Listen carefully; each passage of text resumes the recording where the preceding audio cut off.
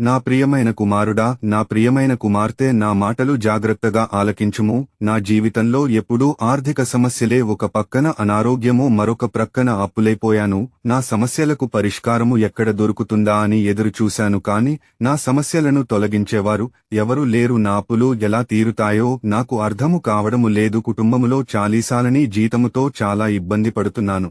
ఆర్థికముగా ఏది కొనుక్కోలేని పరిస్థితి. కుటుంబము గురించి ప్రతిరోజు ఆలోచిస్తూ నా శరీరం క్షీణించికిపోతుంది అని బాధపడుతున్నావా? ఏడుస్తున్నావా? రోదిస్తున్నావా? కన్నీరు కారుస్తున్నావా? నీ కష్టము వెనుక సంతోషము ఉందని, నీ బాధ వెనుక ఆనందము ఉందని, ఆర్థిక సమస్య వెనుక సంబరముందని, రోగాలు వెనుక గొప్ప ఆశీర్వాదము ఉందని ఎందుకు నీవు గ్రహించడము లేదు? ఇన్ని సమస్యలు నాకే వస్తున్నాయని బాధపడుతున్నావు, కాని ఈ సమస్యల వెనుక, బాధలు వెనుక ఎవరో ఒకరు ఉన్నారని, ఆయనే నా సృష్టికర్త అయిన దేవుడు, నన్ను పోషించే దేవుడు, నన్ను ఆదరించే దేవుడు. యేసయ్య